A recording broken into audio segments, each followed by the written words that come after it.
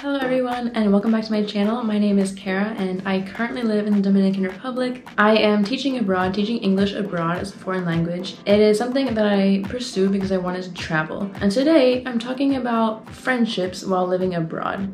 Do I still have friends back home? Do I have friends at all? Did I make friends here? How did I meet them? All of that I'm going to talk about today. The first thing is friendships back home will look a little bit different. You do have to realize that most of your friendships you're making long distance if they were not long distance already, because for me, I left to go abroad right after college. I went to college away from home, so I already had those friends away from home that were already kind of long distance friendships. And then the friends that I had in my hometown, we were all sort of graduating around the same time, so they would also be moving on soon, and then me also leaving my hometown. I left my hometown friends behind. And so obviously it's kind of, you do have to realize it's kind of an isolating thing to do, to move yourself to a different country and leave all your friends and family behind. I think most people realize that when they're moving abroad. But it also really is up to you how much you want to keep in contact with your friends back home. For me, I found that there has to be kind of a balance, because if I'm just contacting my friends all the time and trying to maintain the friendships sort of at the same level they were before, then you're kind of setting unrealistic expectations, because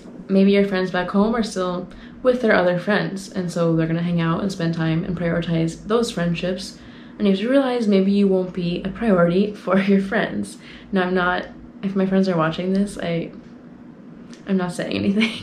You do have to realize that it is an isolating thing to do, and you might not want to talk to your friends so much and get so attached to your life back home, because then you'll start missing that and you won't want to be abroad, and that creates problems as well. Overall, there's a balance. You have to play a balancing act between maintaining the friendships but not trying to continue living your life that you were living back home, so you can fully experience a new place, meet new people of the culture that you're in, and that can help you to really fully experience it as well. Now, the second thing to consider is meeting friends where you move to. For me, in Honduras, I got very lucky.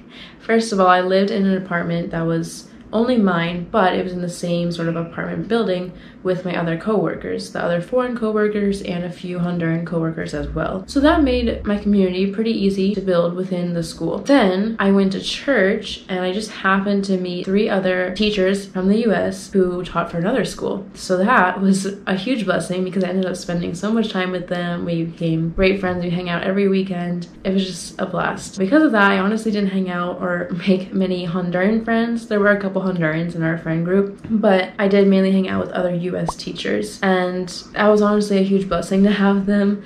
It was really nice, and I'm so grateful for their friendship. I'm so grateful that the day I happened to go to church, they happened to be going to the same church, and then we met and connected. We had lunch right after that, and the rest is history. We had a great time. It was a great year. Here, things were a little bit different, because when I moved here, it was still in the pandemic.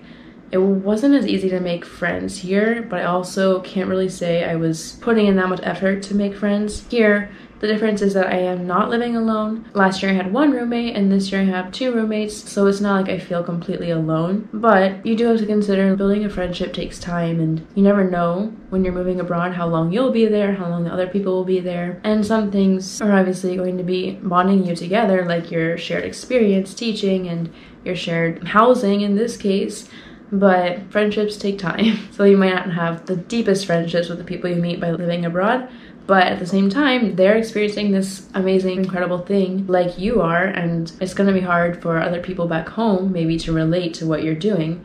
Whereas with these people, you might actually be able to create a deeper friendship because you both share this experience. You have a lot of things that you can talk about because you're comparing your experiences. If it's your first time, you're forming this bond by having this experience at the same time. Coworkers can also be a good place to start when you're looking for friends. If there are other coworkers around your age, like I have a lot of coworkers who are like me, young ladies in their 20s or 30s, and it's been good to hang out with them and talk with them, and I've made a few friends through that.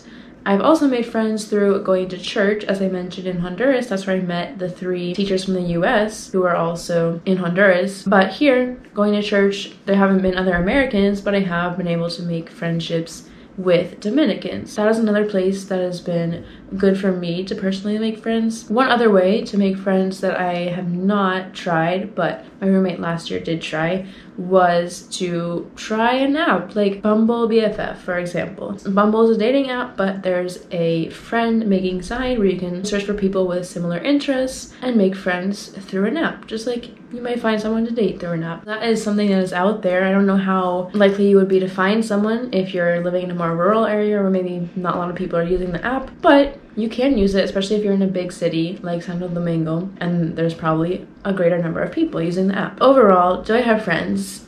Yes. Do I talk to the ones back home very often? Honestly, not that much. It is hard to maintain friendships. I feel like everyone has sort of felt the strain of friendships due to just things that have happened in the past 2 years. You know, we've all sort of been distanced from the people around us unless they're living with us. It is something that you have to take into consideration when you're going abroad. Don't expect to automatically have a community unless, of course, you're moving and teaching at a school. You'll have your co-workers, but it takes time to build those friendships, and if you're not going to speak English with them, you have to learn the language. It takes time. I would say have your expectations be reasonable. You're moving away from everybody. You're going to have to deal with loneliness. You're going to have to deal with not having a lot of friends, maybe not having the number of friends you're used to. Personally, I was never a person who had a ton of friends, so it hasn't been something that's been crazy hard for me to get used to. I'm also very introverted, and so being alone is perfectly fine for me. I do appreciate the people that I have met and the friendships that I have made, and there are people here that I want to get closer to, but overall, it can be a very isolating experience to move abroad. It feels like you're separating yourself from your old friends, and it might feel like you have to start new, but you can definitely, obviously, still maintain those friendships as long as you put in the effort and realize that it's going to be a bit different. You're going to be seeing them through video call, unless your Wi-Fi is bad and you just audio call. The point I'm trying to make is that you will have to deal with loneliness, but there are ways to make friends. You just have to put yourself out there. Personally, for me, I can't say I've been putting myself out there that much, but it's also not something that I've really felt like I'm lacking. I don't feel like I'm lacking for friends. I know there are people at my church, I have my roommates,